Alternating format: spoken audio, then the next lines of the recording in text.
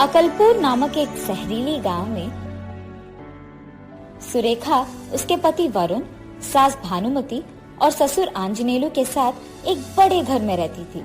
बाप बेटे दोनों उसी गांव में एक दुकान में सब्जी बेचकर आए हुए पैसों से उनके परिवार का देखभाल करते थे। भानुमति बहुत आलसी थी। वो कम से कम उसके खुद के काम नहीं करती थी। वो अपनी बहू को बस सारे काम करते हुए देखती थी, मगर उसकी कभी कोई भी मदद नहीं करती थी। हमेशा बस घर पे पड़े हुए सोती रहती थी। उसके बारे में सबको पता होने के कारण कोई भी उसे कोई काम करने के लिए नहीं कहता था। एक दिन दोपहर के समय में सुरेखा उसके सास को खाना परोस रही थी। सासू माँ, आपको खाना कैसे लगा? आज मैंने घर के सारे काम जल्दी खत्म करके मेरे मनपसंद व्यंजन बनाया है। वाह, अब मुझे इसके सारे सवालों का जवाब देना पड़ेगा, पर मैं नहीं दूंगी। ऐसे वो सोचकर वो उसके बहू की बातें सिर्फ सुनती है और जवाब नहीं देती है। सासू माँ, मैं यहाँ इतना बात कर रही हूँ और आप चुपचाप बैठे हैं, और ऊपर से आपने मेरे कोई भी सवाल का जवाब नहीं दिया है। जब वो उसके सासू माँ से ऐसे बात कर रही थी, उसके घर के सामने से पद्मा नामक एक औरत को गुजरते हुए देख वो ऐसे कहती है, आप तो वैसे भी मेरे सवालों का कोई जवाब नहीं दे रही है, तो आपसे बात करके कोई फायदा नहीं है। मैंने पद्मा को बाहर देखा है, आप खाते रहिए, मैं उससे बात करके आती हूँ। ऐसे कहकर वो बाहर पद्मा के पास जाती है। पद्मा, पद्मा, रुको! ऐसे वो जोर जोर से चिल्लाती है। उसकी चीखें सुन पद्मा रुक के पीछे की तरफ मुड़ती है। हाय भगवान, सुरेखा ने मुझे देख लिया। उसे छुप के जाने की इतनी कोशिश के बाद भी मैं बच नहीं पाई। अब तो मुझे उसकी बकवास सुनना ही होगा, और कोई चारा ही नहीं है। ठीक तभी सुरेखा पद्मा के पास आती है और ऐसे कहती है, अरे ये क्या पद्मा, मेरे घर के सामने से गुजरते हुए भी तुम घर आए बिना चली जा रही हो। नहीं नहीं सुरेखा, मैंने तुम्हें नहीं देखा है, इसीलिए नहीं आई, वरना पक्का आती। पद्मा, आज ना मैंने मेरा मनपसंद बैंगन बनाया है, और पता है मेरे जैसे तो कोई भी खाना नहीं बना सकता। ऐसे वो लगातार पद्मा से बातें करती रहती है और ऐसे बहुत समय बीत जाता है। बाप रे, बहुत समय हो गया। अब अगर मैं इसे नहीं रोकूंगी तो ये सारा दिन मुझे ऐसे ही खड़ा करते बात करती रहेगी। सुरेखा, मैं स्टव पे चावल रख के भूल गई, मुझे तुरंत घर जाना होगा। हाँ ठीक है पद्मा, मुझे भी अंदर जाना होगा, सासू माँ को खाना परोसकर बहुत देर हो गया है। ये कहकर वो उसके घर के अंदर जाती है। ऐसे ही पद्मा सबके साथ बहुत बात करती थी। नया हो या पुराना, उसे कोई फर्क नहीं पड़ता है। हमेशा की तरह एक दिन सुरेखा उसके सासू माँ को खाना परोसकर पड़ोसी के घर जाकर उनसे बात करने लगती है। अरे रे, मैंने सासू माँ को खाना परोसे हुए बहुत देर हो गई है, मुझे घर जाना होगा, चलिए मैं निकलती हूँ। हाँ, भगवान का शुक्र है कि इसको उसकी सास की याद आ गई है, वरना वो सारा दिन यही रह जाती। और ऐसे सुरेखा उसके सास के पास जाती है। सासू माँ, हो गया आपका खाना? ऐसे कहते हुए वो देखती है कि उसकी सासू माँ खाना खत्म करके हाथ धोए बिना वही बैठी रहती है।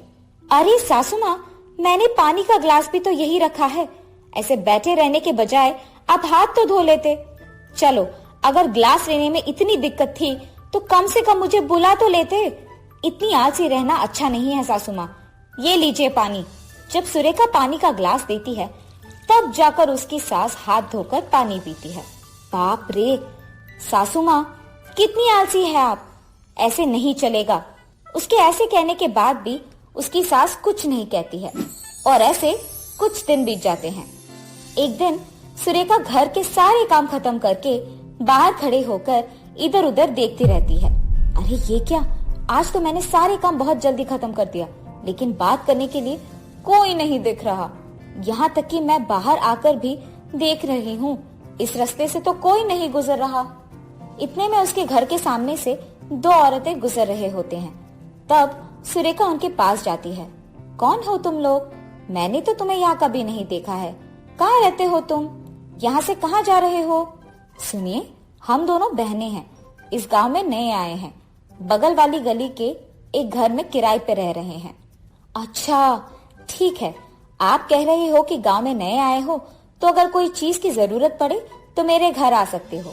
ऐसे वो उनसे बिना रुके बात करते ही रहती है और ऐसे ही बहुत समय बीत जाता है। सुनिए, बहुत देर हो गई है, अब हम घर चलते हैं, कल पक्का तुम्हारे घर आएंगे। ये कह के वो दोनों बहनें उनके घर चले जाते हैं। अगले दिन सुरेखा उसके घर के सारे काम जल्दी खत्म करके उन दोनों बहनों का इंतजार करती है।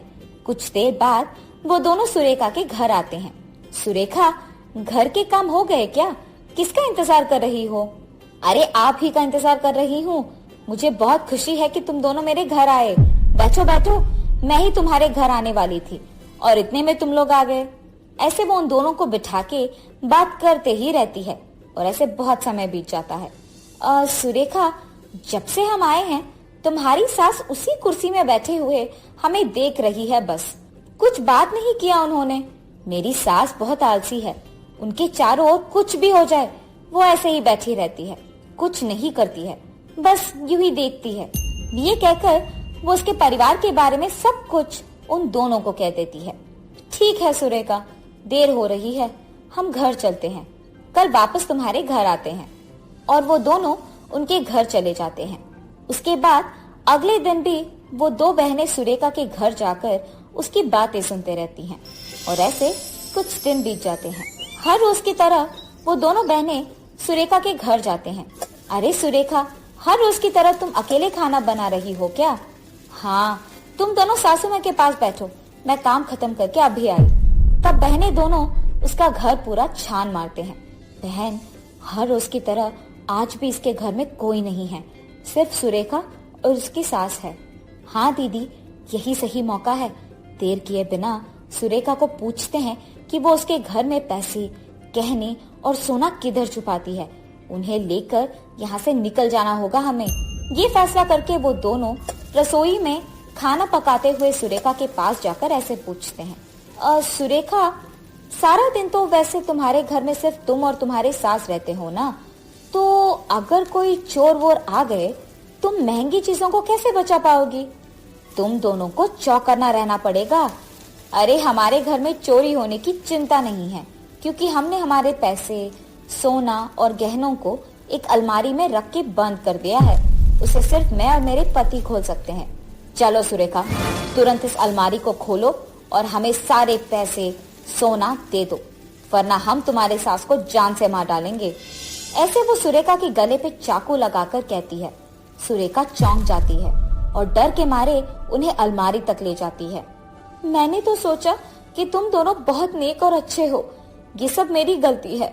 अगर मैंने तुम दोनों को मेरे घर के अंदर बुलाया नहीं होता तो शायद ये सब नहीं होता। तुम्हारे बकवास के लिए हमारे पास कोई समय नहीं है। अलमारी खोलो जल्दी, वरना तुम्हारे सास को मार देंगे। मैं अगर इस कुर्सी से उठूंगी तो उन दोनों को चुटकी में बाहर फेंक दूंगी। तब तक इन्हें जितना हंगामा करना है करने दो। बाहर आते ही इन दोनों का काम तमाम कर दूंगी।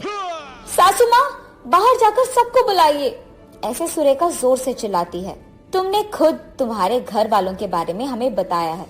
तुम्हारी सास इतनी आलसी है कि खतरे के समय में भी वो उस कुर्सी से नहीं उठेगी, तो उन्हें बुलाकर कोई फायदा नहीं है। ये कहते हुए बहनें दोनों सुरेखा के मुंह में कपड़ा घुसाकर उसके हाथ और पैर को रस्सी से बांध देते हैं। मेरे बहू को उन लोगों ने रस्सी से बांध दिया है, बाहर आने दो, उनको मैं एक सबक सिखाती हूँ।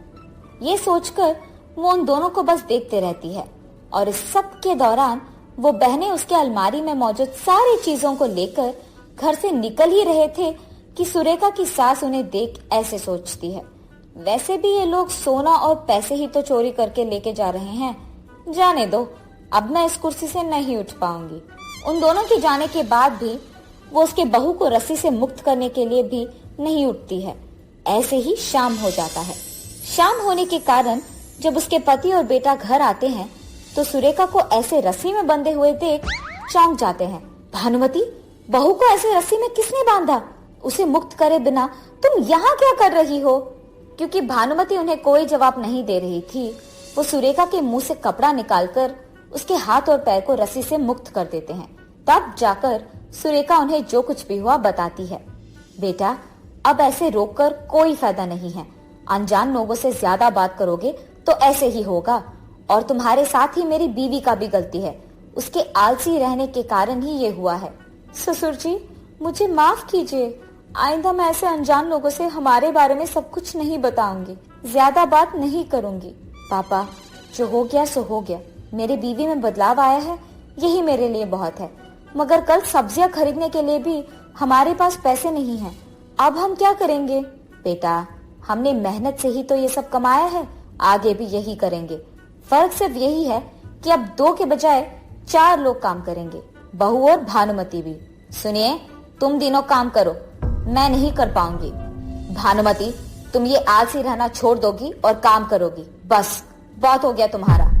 उसके पति के ऐसे जोर से कहने के कारण वो कुछ नहीं कह पाती है और तब से बाप बेटे उनके पत्नियों से भी दुकान में काम करवाते हैं।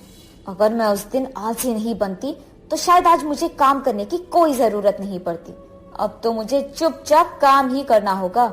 इस हालत की वजह तो मैं ही हूँ। मुझे कम से कम अब से बेवजह इतना ज्यादा बात करना नहीं पड़ेगा। और ऐसे तब से सुरेखा ज्यादा बात नहीं करती है और भानुमति भी आलसी नहीं रहती है। चारों काम करते हुए, पैसे कमाते हुए खुश रहते हैं।